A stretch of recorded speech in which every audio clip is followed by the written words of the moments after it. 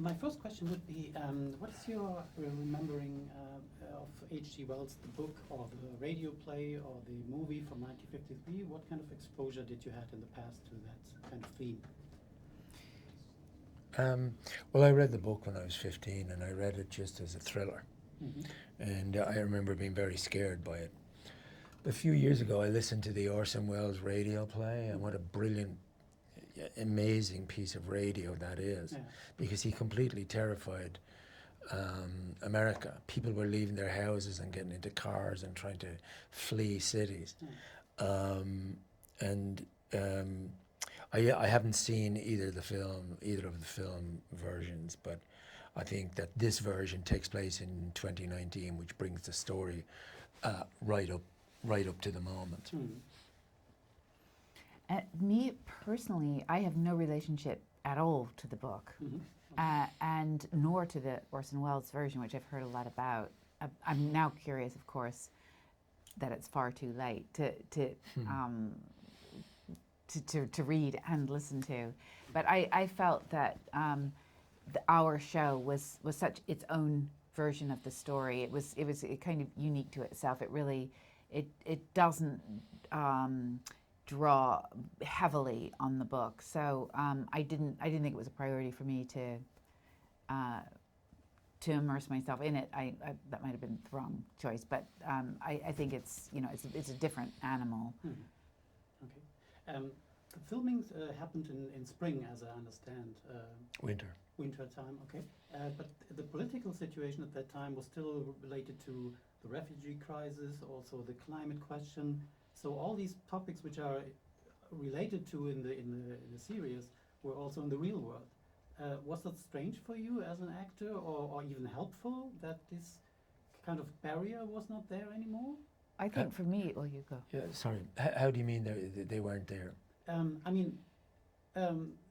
As the situation in the real world, normally sci-fi is something totally out of this world and very kind of fantasy story. So, but now we're living in a world where there's really a threat about climate change and refugees coming to Europe and everything else.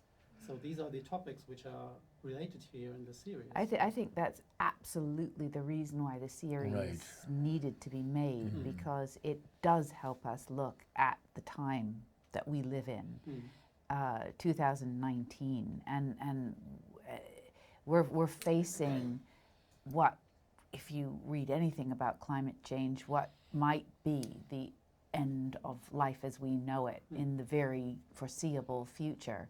And for me, the lesson that is learned from the story is that it's the prospect of an enemy from outside that suggests annihilation, which is the final thing, the energy that will finally pull us all together, because in fact we are all on one planet, and that planet in relation to the larger picture is actually just a tiny little speck.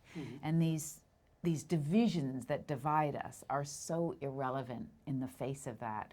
And for me, that is the takeaway of the story, and that is why it is worth retelling and reliving and re-experiencing, because as a way of fiction, it makes it easier for us to go into this world and to put ourselves there through our imaginations. But I think the takeaway that we all need each other to survive, that there is no hero that's going to save us except for us pulling together, for me is really the muscle of the story.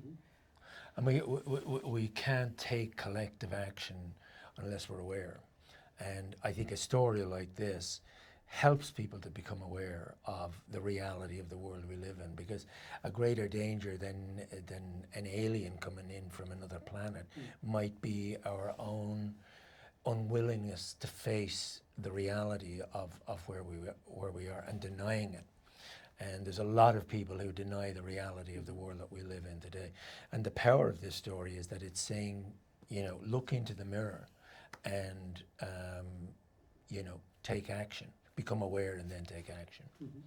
the aliens itself, usually they are portrayed like an aggressor, somebody who wants to kill us all. But there have been other films where they dealt a little bit differently with aliens, where they deal about the communication and stuff like that, and that they might even do no harm at all. Was that ever discussed on the set, how the aliens are portrayed?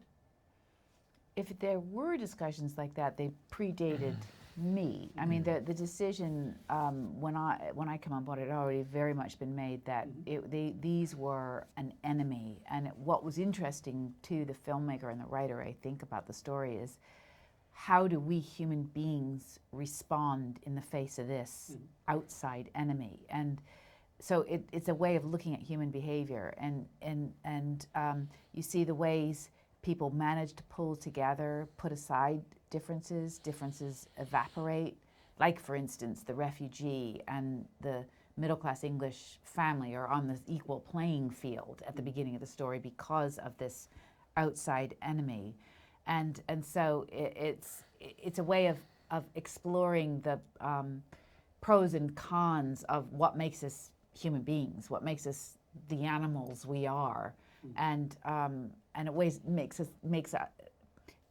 makes us look at our behavior in the light of this extreme situation, and kind of suggests that the only way to survive is by pulling together and by putting aside these differences and kind of recognizing that we are all living on what is really, in relation to the stratosphere, a very, very tiny little planet. And there is not that much that divides us as we think, as we like to manufacture. Okay. And if the aliens were nice, cuddly creatures, there'd be no drama. No. It'd be just a sentimental